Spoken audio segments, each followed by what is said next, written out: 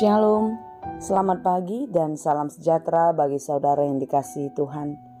Salam jumpa kembali bersama saya Pendeta Romauli Sihaan di dalam Renungan Harian menurut Almanak HKBP. Masih dalam suasana tahun baru, masih tetap semangat ya. Sekali lagi saya ucapkan selamat tahun baru bagi kita semua. Saudara, sebelum kita melanjutkan aktivitas pada hari ini, mari kita meluangkan waktu untuk mendengar dan merenungkan firman Tuhan. Biarlah Roh Kudus menerangi hati dan pikiran kita, sehingga firman Tuhan bekerja dengan leluasa, memimpin, mengajar, dan memberi hikmat kepada kita untuk dapat melakukan banyak hal baik yang sesuai dengan kehendak Tuhan. Marilah kita berdoa. Ya Allah Bapa yang Maha Baik yang kami sembah dalam Yesus Kristus. Terima kasih Tuhan untuk kasih setiamu. Terima kasih Tuhan untuk penyertaan-Mu dalam hidup kami. Sampai hari ini kami merasakan kasih-Mu tak pernah berhenti. Tuhan, kami mau menyerahkan seluruh kehidupan kami ke dalam tangan pengasihan-Mu. Kiranya Tuhanlah yang menolong, menuntun dan memelihara hidup kami, sehingga kami dapat menjalani hari-hari hidup kami berkenan kepadamu. Dan kami mau belajar di dalam firman Tuhan. Bukalah hati dan pikiran kami untuk dapat menerima setiap firman-Mu dan mengerti apa yang Engkau rencanakan dalam hidup kami di dalam firman-Mu. Dan kami dapat melakukan firman Tuhan dengan baik dan terus menjadi pelaku yang setia. Berfirmanlah Engkau ya Tuhan, sebab kami telah siap mendengar. Kasih karunia dan damai sejahtera dari Allah Bapa Tuhan kita dan dari anaknya Tuhan Yesus Kristus dan Roh Kudus menyertai saudara sekalian. Amin. Firman Tuhan untuk kita pada hari ini yang ditetapkan menurut Almanak HKBP Rabu 3 Januari 2024 tertulis dalam kitab Yeremia 31 ayat 20. Dalam bahasa Batak dan bahasa Indonesia demikianlah dikatakan. Nda anak hasian si Efraim diau, nda anak haseluan, ay manang 3 hali pe hatakku dopak ibana, say marningot dope au di ibana. Alani i, malala 2 teateku taringot tu ibana. Ikon marpangulahi rohaku mida ibana, ninna Jahoba. Anak kesayangankah gerangan Efraim bagiku atau anak kesukaan? Sebab setiap kali aku menghardik dia, tak putus-putusnya aku terkenang kepadanya. Sebab itu hatiku terharu terhadap dia. Tak dapat tidak aku akan menyayanginya. Demikianlah firman Tuhan. Demikianlah pembacaan firman Tuhan bagi kita semua. Waktu saya kecil saya pernah dimarah bahkan dipukul oleh orang tua. Waktu itu saya merasa sangat menderita, sangat sedih dan bahkan kecewa. Saya merasa tidak disayang, tidak dikasihani, jauh dari cinta orang tua. Saya merasa seperti seorang anak yang terbuang, yang tidak diharapkan lagi di tengah-tengah keluarga.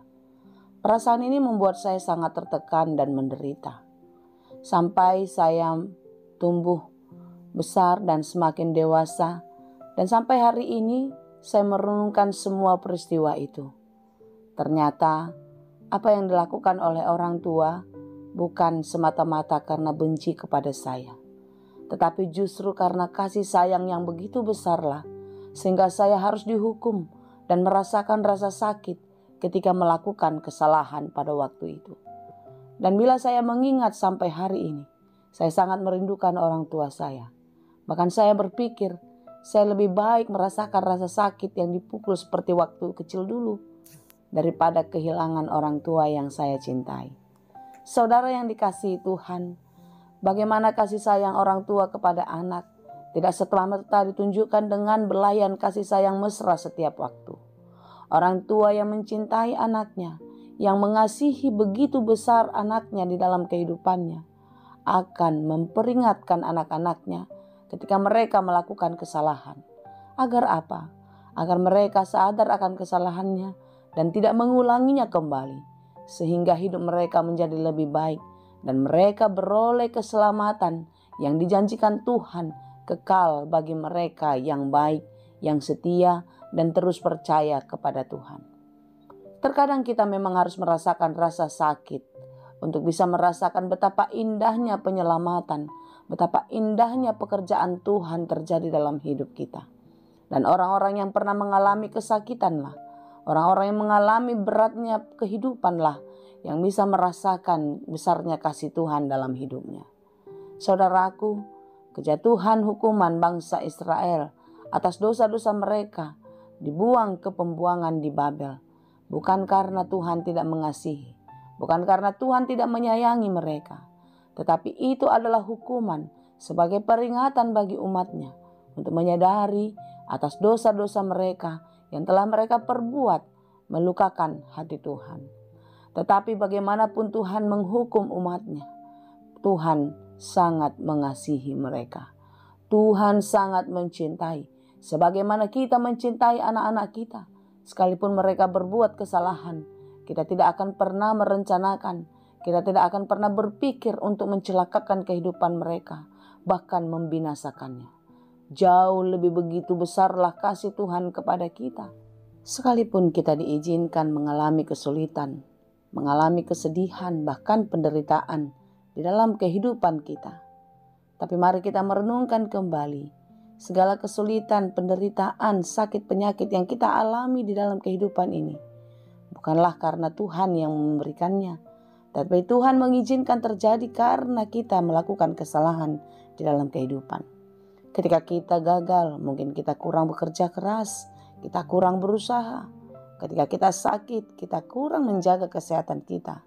Ketika kita belum mendapatkan sesuatu yang kita inginkan atau yang kita impikan, mungkin kita belum bekerja keras. Saudara, marilah kita merenungkan apa yang terjadi dalam hidup kita adalah atas perkenanan Tuhan. Jika Tuhan mengizinkan berbagai-bagai kesulitan, bukan karena Tuhan membenci kita, tetapi Tuhan mau memproses kehidupan kita menjadi lebih baik sebagaimana yang dikehendakinya. Oleh karena itu, saudara-saudara, marilah kita merenungkan firman Tuhan hari ini dan mengingat betapa Tuhan sangat mengasihi kita. Sebagaimana Dia mengasihi umatnya, bangsa Israel kala itu, yang begitu telah melukakan hati Tuhan. Tetapi kasih sayang Tuhan tidak pernah berhenti. Anak kesayangankah gerangan Efraim bagiku, atau anak kesukaan? Sebab setiap kali aku menghardik Dia, tak putus-putusnya aku terkenang kepadanya. Sebab hatiku terharu terhadap Dia, tak dapat tidak aku akan menyayangi. Demikianlah firman Tuhan. Mari kita merenungkan kalimat ini disampaikan Tuhan kepada kita. Kita adalah anak kesayangan, anak kesukaan baginya.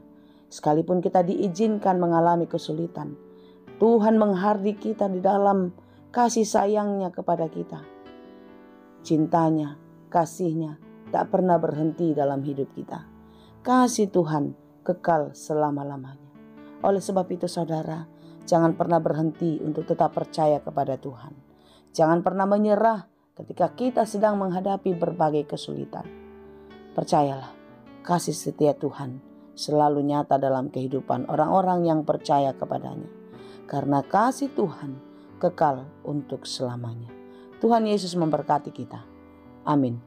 Terima kasih Tuhan untuk firman-Mu hari ini, yang mengingatkan kami betapa besar kasih-Mu dalam kehidupan kami.